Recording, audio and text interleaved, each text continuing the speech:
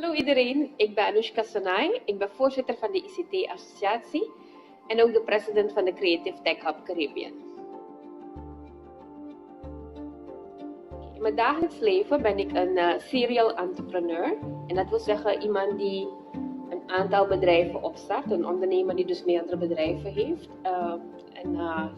Bedrijven opricht en dan zich daarop focust. En achter mij zie je een plaatje van de bedrijven waar ik dus een rol in vervul.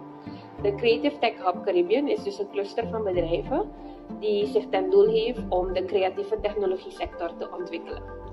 Daarnaast, als voorzitter van de ICT-associatie, vertegenwoordig ik dus 60 andere ICT-bedrijven samen met het bestuur van de ICT-associatie. En richten wij ons erop hoe je de ICT-sector kan ontwikkelen, zodat alle mensen die iets in de ICT doen, dat zij daar beter in kunnen presteren. En dat de bedrijven dus ook een commerciële voordeel kunnen hebben, dat hun belangen behartigd worden. Toen ik klein was, wou ik altijd leerkracht worden. Maar het is nooit stabiel gebleven. De ene keer wou ik leerkracht worden, en toen wou ik weer stewardess worden. En toen wou ik weer een keer arts worden. En toen dacht ik, nee, weet je wat, ik kan liever dierenarts worden. En toen was ik, nee, dat wil ik ook niet. Ik was heel wisselvallig met wat ik wou worden. Maar nu achteraf gezien kan ik me wel indenken, maar dat is achteraf. Op dat moment wist ik het niet. Achteraf zeg ik wou leerkracht zijn. En die wens is sowieso ook vervuld, want ik ben een public speaker, plus ik ben nog een trainer en een coach. Dus het stukje van kennisoverdracht zit erin, dat heb je in mijn werk. Ik wou stewardess zijn omdat ik dacht dat je daardoor heel veel zou reizen en ik wou de wereld zien. En ik reis heel veel voor mijn werk, dus dat zit er ook in. En eigenlijk kan je zien dat alles wat ik zo'n beetje wou doen, hierin is gekomen. Maar het is niet heel bewust geweest van ik ga ICT studeren. Want toen ik een studiekeuze moest maken, waren er nog weinig tot geen ICT-opleidingen. En ik heb dus gewoon elektrotechniek gedaan. En daaruit is gekomen van, oké, dan ga je kijken, hoe ga je geld maken met technologie. Dus toen kwam een stukje ondernemerschap erbij. Hoe ga je nog meer bereiken en hoe ga je die sector ontwikkelen. En elke keer als ik kwam bij het stukje van ik wil mijn bedrijf groter maken, ik wil groeien, liep ik er tegenaan dat een aantal ondersteunende zaken die in orde moeten zijn om je bedrijf te ontwikkelen, dat die er niet waren. Bijvoorbeeld niet alle wetten zijn in orde of zijn toereikend voor wat we willen doen. Daarna zie je dat er geen fundingmogelijkheid is. Dus als je een nieuw bedrijf wil opstarten en je gaat naar de bank, dan moet je een perceel in huis hebben, maar aan de kant is er anders kwam je niet in aanmerking voor een lening. Dus ik moest ook gaan werken aan additionele fundingmogelijkheden en dat gaan creëren. En er waren nog een aantal zaken die ten orde. Bijvoorbeeld toen ik voor het eerst mensen ging vertellen dat ze een website nodig hadden, of dat ze social media moesten doen, of een animatie, moest ik eerst uitleggen, wat is een animatie? Wat is een game? Waarom heeft een bedrijf een game nodig? We moesten zoveel doen om mensen nog, bedrijven die dus onze klanten waren, om hun nog te leren wat deze dingen zijn, wat deze tools allemaal kunnen betekenen voor hun bedrijven. Dus daaruit is nou de Creative Tech Hub gekomen.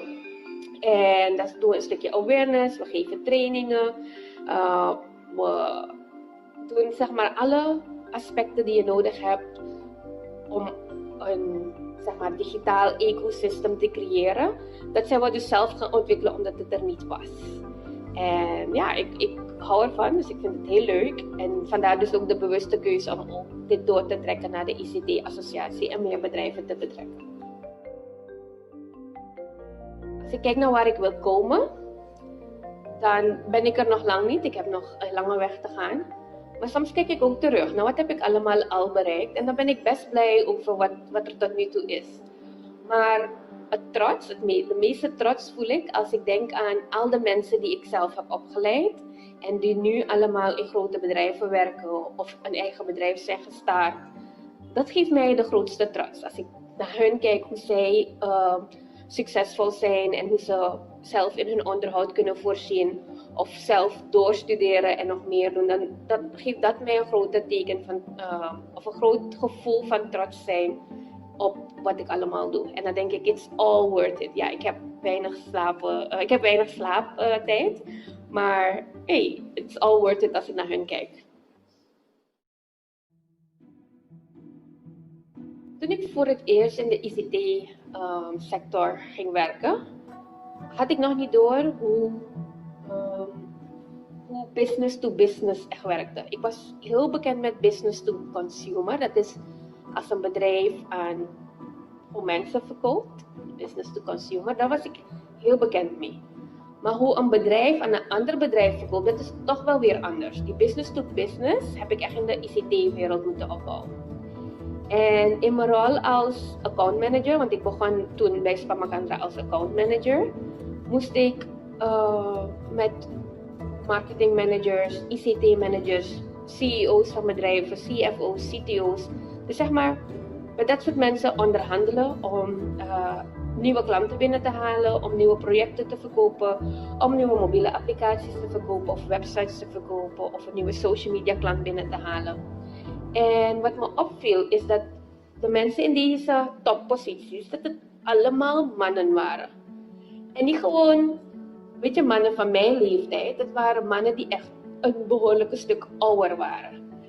En dan ben ik ook al niet heel groot gebouwd. En ik zie er ook heel jong uit, dankjewel, gelukkig. Maar dan was het al gauw van dat ze dachten, oh, dat is een klein meisje die me iets komt vertellen. Dat was een van de obstakels die ik moest overbruggen. Ik moest meteen laten zien wat ik in mijn mars had zitten, om het zo te zeggen. En ook toen ik 21Q Caribbean oprichtte en het in Trinidad registreerde, dan merkte je dat het ook in de regio, ik werk heel veel in de rest van de Caribische landen, dan zie je dat het toch wel een beeld is dat oudere mannen in leidinggevende posities zijn. En dat de vrouwen die er wel zijn, dat zij nog niet genoeg geloof hebben in zichzelf of vertrouwen hebben in hunzelf, dat zij ook die leidinggevende rol kunnen vervullen. Dus je moest een beetje vechten tegen hetgeen dat je een mannenwereld noemt en daarin je plek veroveren. En daarnaast had je ook dat er mannen zijn daartussen die denken dat ze je mogen chanten, op zijn Surinaams gezegd. En dat was er ook altijd. Dus voor mij was het ook altijd een uitdaging om te kijken hoe ga ik een deal binnenhalen zonder dat ik iemand in zijn ego zou schaden. Want je moet daarmee ook rekening houden dat als je keihard weigert dat je het project kan verliezen. Maar hoe weiger je dan op een manier dat het nog wel professioneel is? En daaruit heb ik heel veel geleerd. Ik heb heel veel geleerd hoe je je als vrouw moet positioneren, zodat mensen je serieus gaan nemen ten eerste. En ten tweede dat ze naar je inhoud luisteren en niet naar de verpakking kijken of niet naar het uiterlijk kijken, maar dat ze echt checken van wat je intellectueel kan presteren. Dus dat waren van die obstakels waarvan ik denk dat meer vrouwen het hebben en dat wel de nodige aandacht moet krijgen. Vroeger was het een stuk moeilijker om in de ICT-wereld iets te bereiken. Nu is dat veel makkelijker. Bijvoorbeeld, toen ik ICT wou gaan doen, waren er heel weinig opleidingen en ze waren ook best duur. En alles wat je moest doen was 3 jaar of 4 jaar en dan pas kan je gaan verdienen. Nu met de ICT-mogelijkheden die er zijn, als je kijkt naar bijvoorbeeld de Digital Talents Academy, die geeft zoveel trainingen.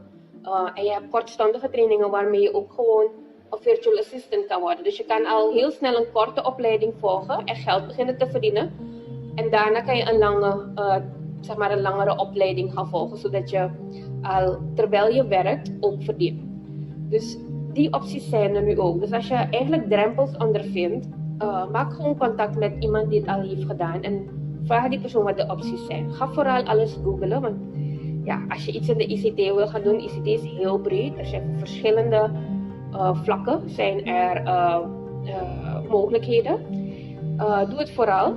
Maar meer nog, als je nog niet overtuigd bent, denk ook eraan, ICT biedt je ook de mogelijkheid om heel flexibel te werken. En we noemen dat makkelijk flexwerken. Maar in dat flexwerken heb je de mogelijkheid om ten eerste zelf je werktijden te bepalen, zelf je werkplek te bepalen, want je kan vanuit elke gewenste locatie, voor een aantal beroepen, kan je vanuit elke gewenste locatie op elke gewenste tijdstip werken. En dat is wat het voor mij makkelijk maakt om verschillende rollen te combineren, omdat je niet altijd fysiek aanwezig hoeft te zijn. Dus aan andere vrouwen die ook in de ICT-wereld willen gaan of nog niet overtuigd zijn dat de ICT-wereld iets is voor hun, Zorg ervoor dat je goed inleest. Maak contact met mensen die al in zo'n branche werken, want zij kunnen je wegwijs maken en je de weg wijzen, maar ook gewoon je in contact brengen met de juiste mensen die je nodig hebt. En zorg ervoor dat je gewoon trainingen volgt en het kan doen. En laat het niet zo zijn dat je eerst 4-5 jaar gaat studeren en dan pas geld verdient, want je kan along the way door ICT kan je al vanaf het eerste jaar kan je verdienen en dan studeer je rustiger door.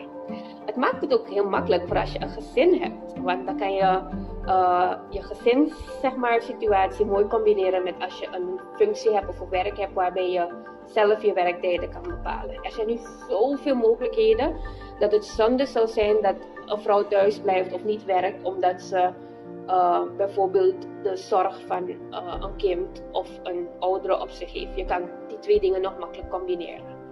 En we gaan alleen maar de ICT-sector kunnen ontwikkelen als iedereen meedoet. Dus ook de vrouwen, die hebben we echt nodig.